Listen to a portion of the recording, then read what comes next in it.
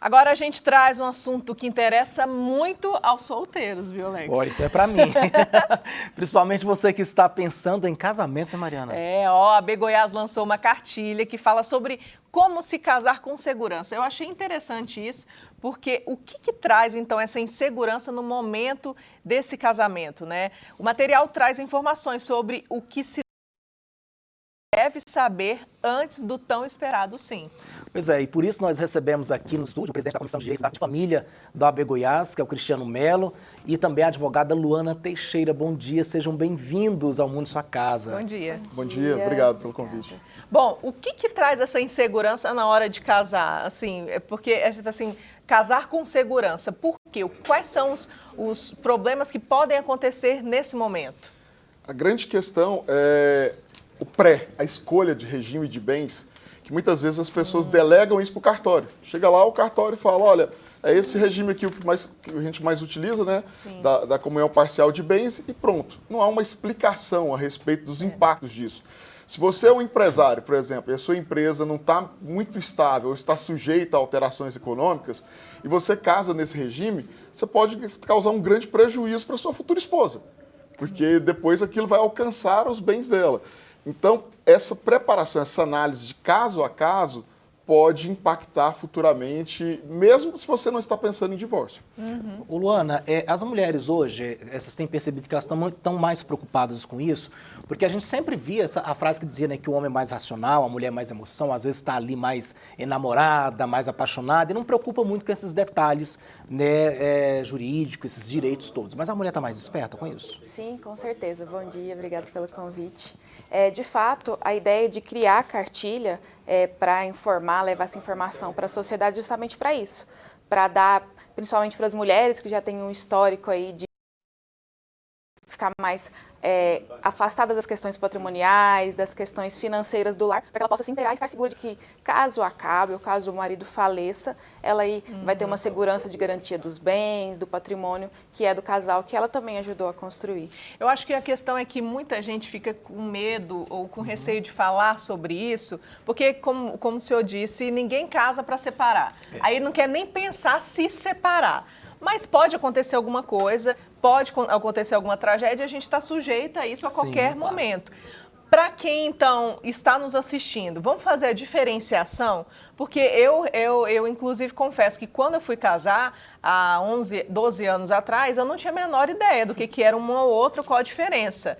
Aí a pessoa realmente no cartório falou assim, a mais comum é essa, porque acontece isso, mas muito por cima. Então, explica para a gente, por favor, pessoal, qual é a diferença entre um e outro? Nós temos 4 regimes padrões e um regime que deveria ser bastante utilizado, que é o regime misto. Esse deveria ser bastante utilizado. Por quê? Porque ele vai se adequando, ele vai pegando características de cada um e se adequando ao caso concreto. Esse seria o melhor regime, mas desde que passasse por um advogado para que ele elaborasse isso daí, né? Mas nós temos a comunhão universal de bens, onde tudo que é meu é seu e vice-versa. E aí, a partir desse momento, se houver um divórcio, nós vamos envolver tudo. Nós temos a comunhão parcial de bens, que é o que os cartórios indicam, que a partir ali do momento do casamento, o que nós construímos será nosso. O que tinha anteriormente é preservado, né? Nós temos esse regime misto que eu falei, que ele é bastante importante porque há a possibilidade da gente fazer adequações. E essas adequações, elas são importantíssimas. Mas hoje, o que nós percebemos predominantemente é que no auge da paixão ali, as pessoas tendem a ir para 2 regimes. Ou da comunhão parcial de bens, ou para a comunhão universal de bens. Tipo, a gente se ama, vai dar tudo certo, então o que é meu que o amor é não vai seu. acabar, que a lua de mel vai ser Justo, eterna, pensa em lua de que os mel problemas eterna. não vão vir depois. Ei, gente, cuidado, viu? E o grande problema não é nem o divórcio, são outras intercorrências que podem acontecer. Então, o que nós temos hoje é que, às vezes, falta o racional antes da separação, antes do casamento, que pode começar até mesmo num contrato. Quais seriam essas intercorrências, Contrato de doutor? namoro. A minha empresa faliu, nós temos uma comunhão universal, vai alcançar os bens de todo mundo. Sim. Tá certo. Uma ação trabalhista vai alcançar os bens de todo mundo. Ah, sim, com Pois é, certeza. tem que ficar atento, né? Quer saber quem é o cônjuge, diz que é na hora da separação. Que aí você sabe quem que é quem, né?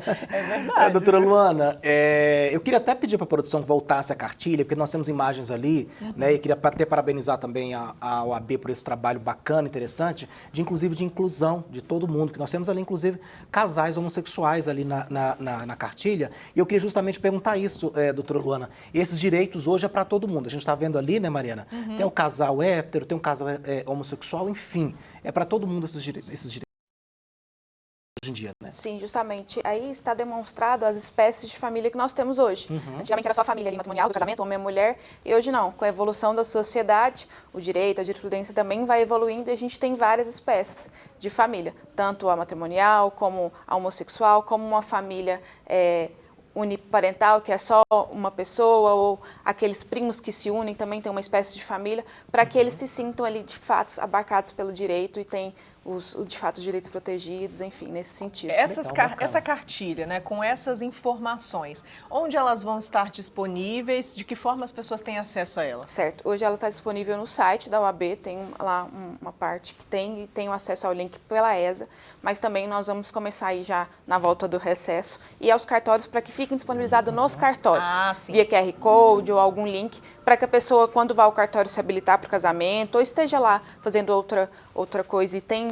interesse de se casar ou não, consiga ler ali rapidamente, é uma linguagem bem objetiva e clara, para que de fato esteja ali nas mãos da população, para que elas se inteirem de tudo. Vai ser uma cartilha online, então? Sim, é não online. Não é nada físico, não, é online? Por enquanto não. Talvez depois a gente não sabe se os cartórios vão preferir, ainda não tivemos essa conversa com eles, mas por enquanto é online, até para ficar mais acessível para todo mundo. E doutor Cristiano, é importante essa parceria com os cartórios, né, para que eles também possam ter essa disponibilidade de explicar, ou pelo menos de oferecer essa cartilha para as pessoas, né? É fundamental que a advocacia e os cartórios andem juntos no sentido de esclarecer a população.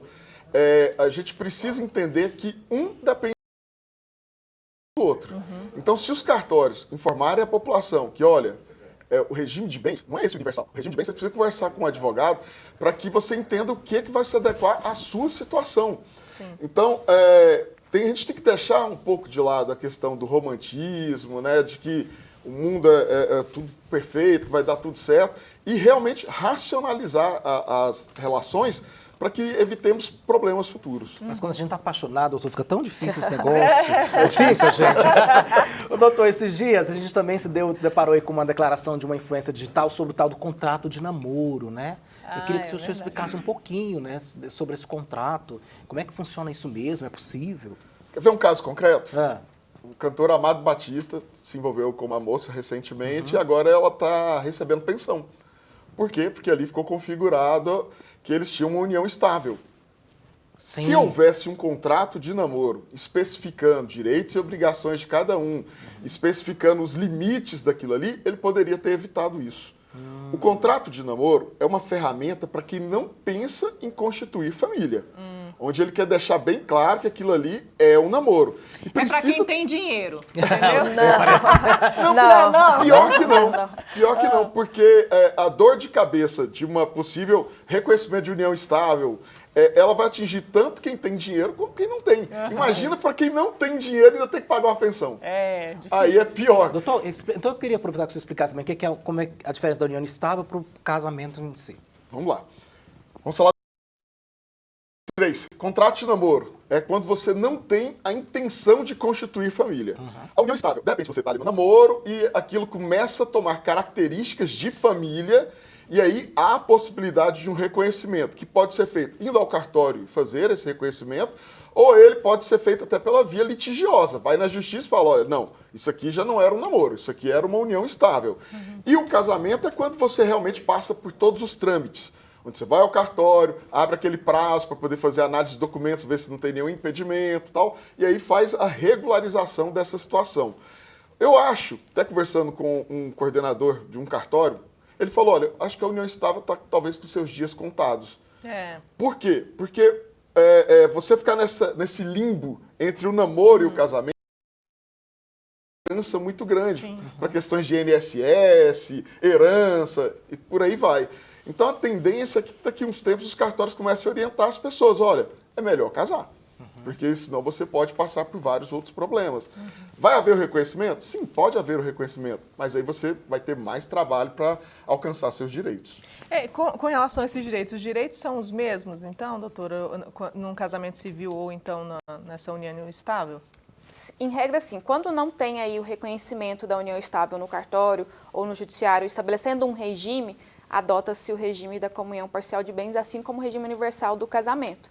Então, acaba que eles se misturam bastante. A questão mesmo é da regularização, do contrato em si, do documento atestando para aquilo que não tem, que é a união estável. Né? E também as várias outras possibilidades. Mas, em regra, no dia a dia, em relação aos direitos, caso seja reconhecida, são os mesmos direitos, sim, da divisão de bens e tudo mais, dependendo do regime. Tá certo. Queremos, então, agradecer ao presidente da Comissão de Direitos da Família aqui do AB Goiás, o doutor Cristiano Melo, e também a doutora Luana Teixeira. Obrigado pela participação. Bom dia para vocês. Obrigada. Feliz ano Muito obrigado. novo. Tudo de bom. Para vocês também. Obrigada.